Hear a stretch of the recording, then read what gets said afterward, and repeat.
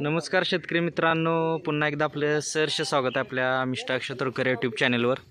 तर मित्रांनो, बघू शकतोय आता ह्या एक दीड आठवड्यामध्ये बऱ्याच वेळा आपण नारळाचं लोडिंग करत असतानाची व्हिडिओ पाहिली असतील आणि त्यानंतर आज पुन्हा एकदा आपण त्याच प्लॉटमध्ये जो की आपला रिबॅगिंगसाठी आता जो नारळ राहिलेला आहे ते आपण व्हिडिओ बनवत असल्यामुळं शेतकऱ्यांना त्याच किमतीमध्ये जूनमध्ये जी किंमत होती त्या किमतीमध्ये चांगलं रोप मिळत असल्यामुळं आता शेतकऱ्यांनी आपल्याकडं नवीन बुकिंग केलेली आहेत आणि ती बुकिंग केलेली रोपं द्यायचं जे आपलं काम चालू आहे। तसंच आता हे जे आजचं लोडिंग चालू आहे ते दहिवडी मसवडसाठी लोडिंग चालू आहे असताना हा ग्रीन डॉर्फ नारळ आहे आणि 13-13 म्हणजे 10 किलोच्या बॅगमध्ये हा नारळ आहे आणि आपण बघू शकतो असा सॉर्टिंग करून एक पूर्ण पट्टा बाजूला काढलेला आहे। थोडंसं ऊन आहे त्यामुळं मे बी व्यवस्थित दिसत नसेल, पण बघू शकतो असा आपण हा पट्टा बाजूला काढलेला आहे अशा पद्धतीने इथपर्यंत लास्ट। आणि ही टोटल आपल्याला 250 झाडं लोडिंग करायचे आहेत। आता हे जुने कस्टमर आहेत आपले आणि त्यांच्यासाठी हे लोडिंग करायचं चालू आहे। बघू शकतो व्ह्यू आपण इकडं। आता हे मध्ये जो तुम्हाला जे गॅपिंग दिसत आहे ते आपण रोपं सिलेक्टेड काढलेली आहेत। अशी जी छोटी किंवा कमकुवत रोपं जी आहेत ती आपण ह्या लॉटमध्ये किंवा ह्या गाडीमध्ये भरणार नाही।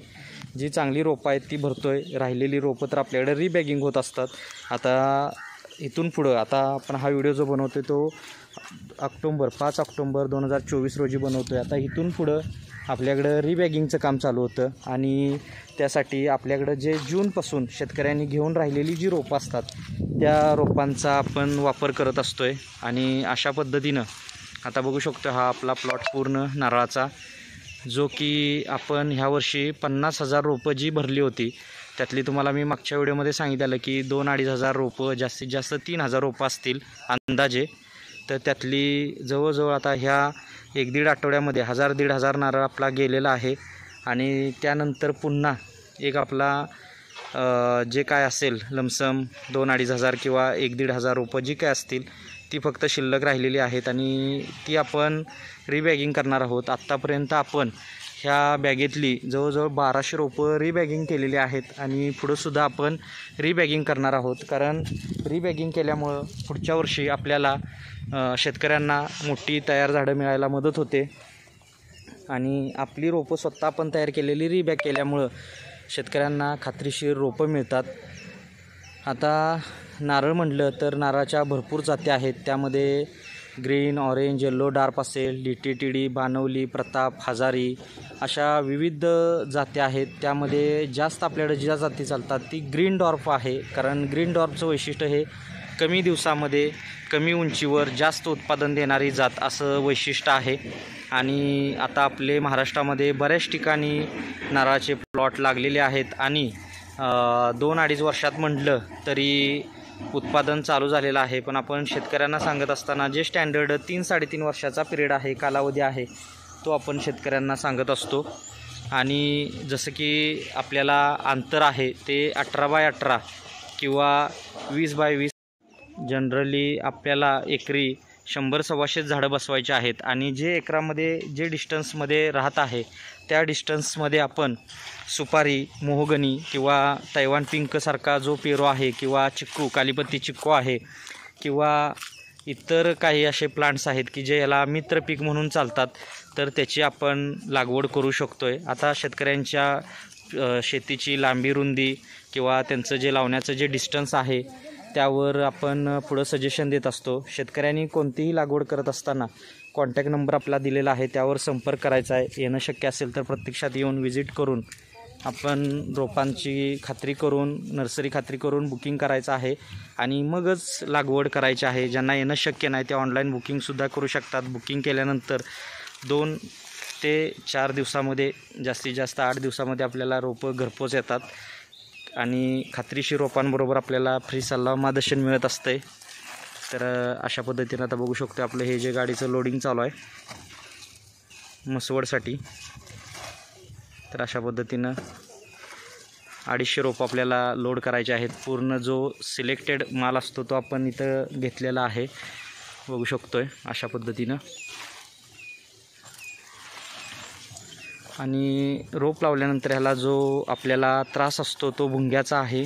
त्यासाठी ट्रॅपर असतील किंवा मावा असेल, त्यासाठी कीटकनाशक बुरशीनाशक फवारणी असेल, हे आपल्याला वरचेवर करायचं आहे. रोप लावल्यानंतर खालच्या फांदीला थायमेट किंवा फॉरेट धोत्राच्या फडक्यामध्ये किंवा कोणत्याही कापडामध्ये आपल्याला हे बांधून घ्यायचं आहे. वरचेवर ते चेंज करायचं आहे. रोप लावल्यानंतर दुसऱ्या 18 दिवशी आळवणी असेल, त्यानंतर दर महिन्याला खतं असतील 6 महिन्यापर्यंत.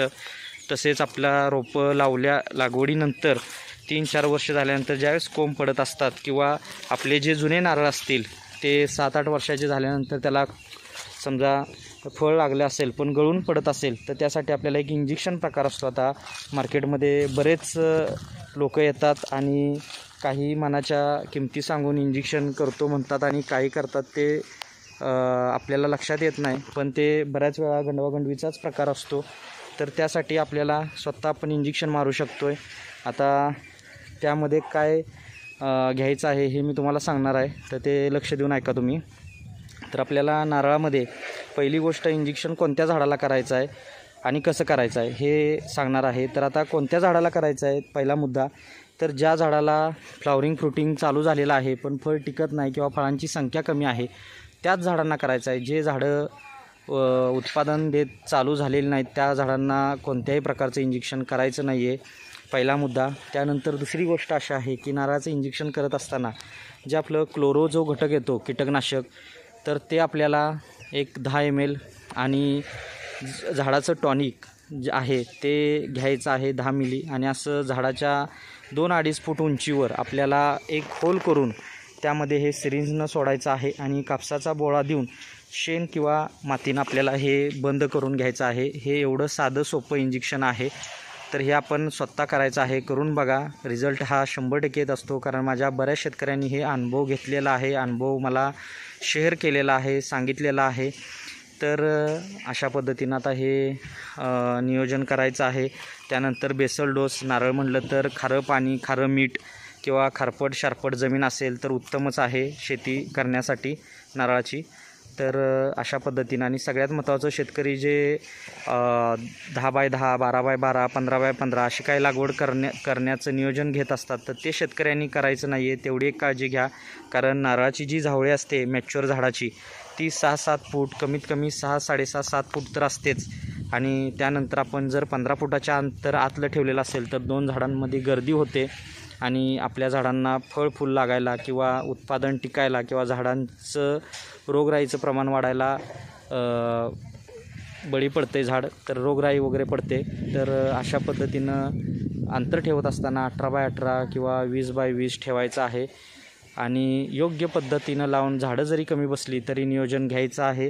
आणि जागा आपल्याला वेस्ट जात असं वाटत असेल तर तुम्ही सुपारी किंवा पेरू किंवा मोहगनी किंवा चंदनाचं झाड, रक्तीचंदन वगैरे असं एक झाड आपण लावू शकतो आहे. आता हे तर एका व्हिडिओमध्ये सगळं सांगणं शक्य नसतं आहे, पण तुम्हाला दिलेल्या नंबरवर संपर्क करून तुम्ही आपल्याकडून सर्व माहिती घेऊ शकताय. तर अशा पद्धतीनं आता हे लोडिंगसुद्धा आपलं फायनल स्टेजमध्ये आलेलं आहे, बघू शकतो आपण. तर एक वेळ आपल्या नर्सरीला व्हिजिट द्या. नर्सरी आपली कोल्हापूर जिल्ह्यातील शाडू तालुक्यात 35 एकरात सर्वात जुनी सर्वात मोठी अशी नर्सरी आहे. खात्रीशीर रोपांबरोबर फ्री सल्ला मार्गदर्शन दिला जातो आहे.